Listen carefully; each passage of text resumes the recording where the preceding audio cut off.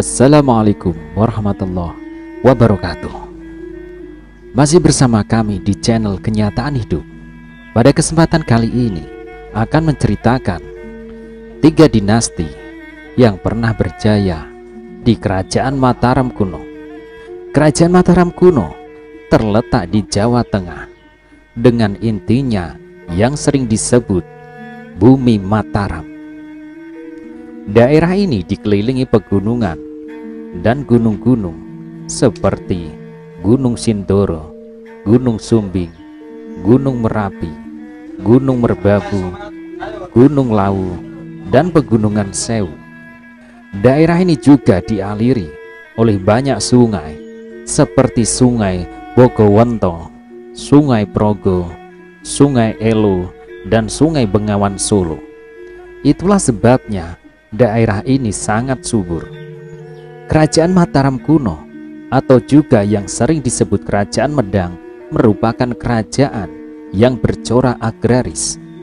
Tercatat terdapat 3 wangsa atau dinasti yang pernah menguasai Kerajaan Mataram kuno, yaitu Wangsa Sanjaya, Wangsa Sailendra, dan Wangsa Isana. Wangsa Sanjaya merupakan pemeluk agama Hindu beraliran Siwa, sedangkan Wangsa Sailendra merupakan pengikut agama Buddha. Wangsa Isana sendiri merupakan wangsa baru yang didirikan oleh Empu Sindok. Raja pertama Kerajaan Mataram kuno adalah Sanjaya, yang juga merupakan pendiri Wangsa Sanjaya yang menganut agama Hindu. Setelah wafat, Sanjaya digantikan oleh Rakai Penangkaran yang kemudian berpindah agama Buddha beraliran Mahayana. Saat itu Wangsa Sailendra berkuasa. Pada saat itu baik agama Hindu dan Buddha berkembang bersama di Kerajaan Mataram kuno. Mereka yang beragama Hindu tinggal di Jawa Tengah bagian utara, dan mereka yang menganut agama Buddha berada di wilayah Jawa Tengah bagian selatan. Wangsa Sanjaya kembali memegang tangku kepemerintahan setelah anak Raja Samaratungga Pramowardhani menikah dengan Rakai Pikatan yang menganut agama Hindu. Pernikahan tersebut membuat Rakai Pikatan maju sebagai raja dan memulai kembali Wangsa Sanjaya. Rakai Pikatan juga berhasil menyingkirkan seorang anggota Wangsa Sailendra bernama Bala Putradewa yang merupakan saudara Pramowardhani. Bala Putradewa kemudian mengungsi ke Kerajaan Sriwijaya yang kemudian menjadi raja di sana. Wangsa Sanjaya berakhir pada masa Rakai Sumba Dyahwawa. Berakhirnya kepemerintahan Sumba Dyahwawa masih diperdebatkan. Terdapat teori yang mengatakan bahwa pada saat itu terjadi bencana alam yang membuat pusat kerajaan Mataram hancur. Empu Sindok pun tampil menggantikan Rakai Sumba Dyahwawa sebagai raja dan memindahkan pusat kerajaan Mataram kuno di Jawa Timur dan membangun wangsa baru bernama Wangsa Isana. Pusat kerajaan Mataram kuno pada awal berdirinya diperkirakan terletak di daerah Mataram dekat Yogyakarta sekarang. Kemudian pada masa pemerintahan Rakai Pikatan dipindah ke Mamranti, daerah Kedu. Lalu pada masa pemerintahan Dyah Balitung sudah pindah lagi ke Poh Pitu, masih di sekitar Kedu. Kemudian pada zaman Dyahwawa diperkirakan kembali ke daerah Mataram. Empu Sindok kemudian memindahkan Istana Medang ke wilayah Jawa Timur sekarang. Daftar raja-raja Medang menurut teori Slamet Mulyana adalah sebagai berikut. Pertama, Sanjaya merupakan pendiri Kerajaan Medang. Kedua, Rakai Penangkaran, awal berkuasanya Wangsa Sailendra. Ketiga, Rakai Panunggalan. Keempat, Rakai Wara. Kelima, Rakai Garu alias Samaratungga. Keenam, Rakai Pikatan. Ketujuh, Rakai Kayuwangi. Kedelapan, Rakai Wutu Humalang. Kesembilan, Rakai Watukura Dyah Balitung.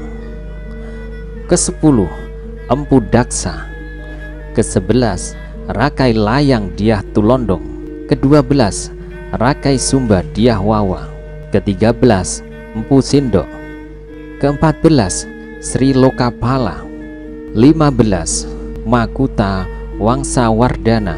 Ke-16 Dharma Wangsa Teguh.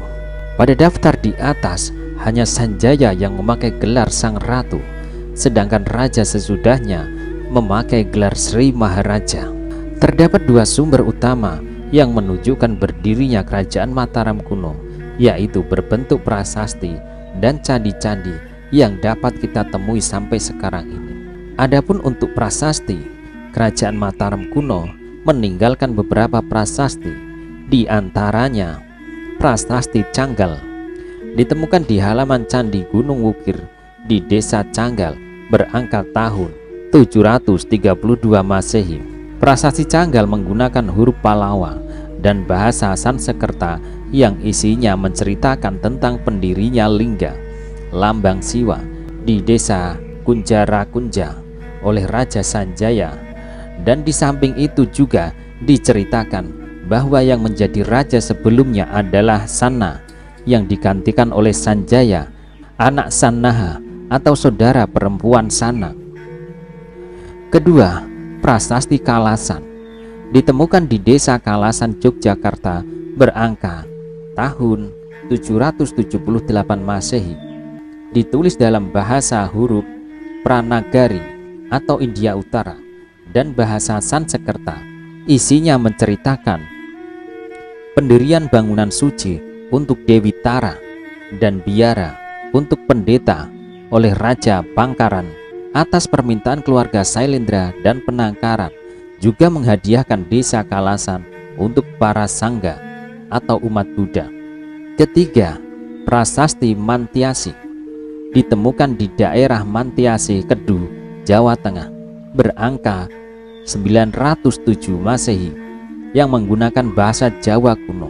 Isi dari prasasti tersebut adalah daftar silsilah raja-raja Mataram yang mendahului Rakai Watukura Diah Balitung, yaitu Raja Sanjaya, Rakai Penangkaran, Rakai Panunggalan, Rakai Wara, Rakai Garung, Rakai Pikatan, Rakai Kayuwangi, dan Rakai Watuhumalang.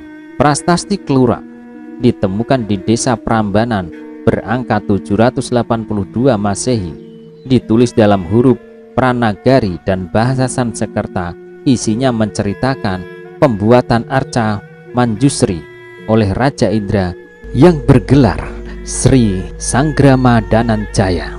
Selain prasasti, kerajaan Mataram kuno juga banyak meninggalkan bangunan candi yang masih ada hingga sekarang.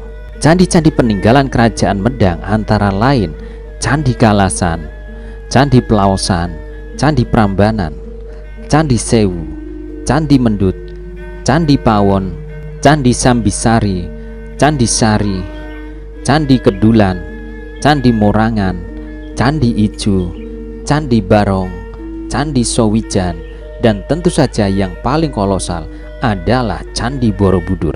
Kerajaan Mataram kuno mencapai puncak kejayaan pada masa pemerintahan Raja Balitung, yaitu pada tahun 898 sampai 910 Masehi. Di masa kekuasaannya, daerah-daerah di sebelah timur Mataram berhasil ditaklukkannya.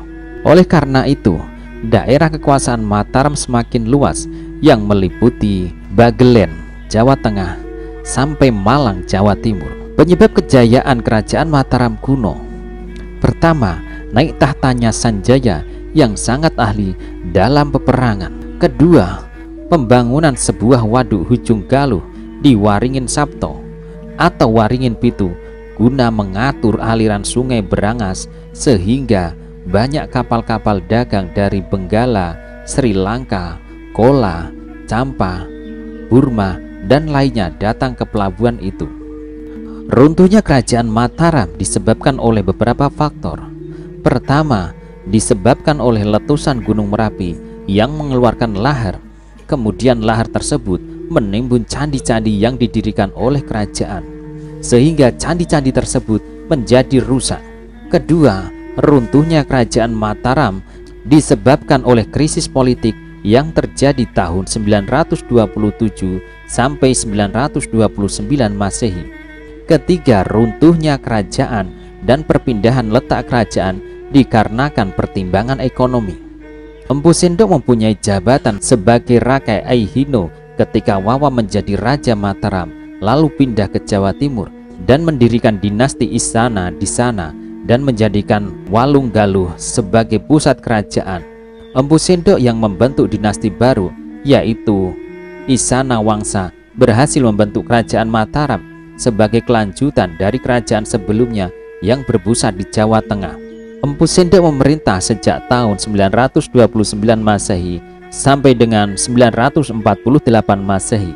Sumber sejarah yang berkenaan dengan kerajaan Mataram di Jawa Timur antara lain Prasasti Pucangan, Prasasti Anjuk Ladang, Prasasti Prandah, Prasasti Limus, Prasasti Sirah Keting, Prasasti Wurara, Prasasti Semangaka, Prasasti Silet, Prasasti Turun Hyang, Prasasti Ganda Kuti yang berisi oleh penyerahan kedudukan putra mahkota oleh Airlangga kepada sepupunya, yaitu Samarawijaya putra Teguh Dharma Wangsa.